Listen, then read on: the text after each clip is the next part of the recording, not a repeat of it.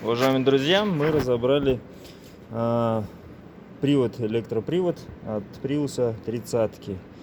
Вот он такой именно вот с таким мотором. Вот именно здесь у нас получается, то есть мы искали, где у нас бьет, и вот у нас, вот как говорится, косяк-то здесь, то есть разбила пластиковую, я так понимаю, демпфирующий вот этот элемент, бум-бум-бум, разбила. Где его может купить, может быть. Сейчас будем думать, что делать с ним. Вот такая вот ерунда. Все, блин, свертухи все 12.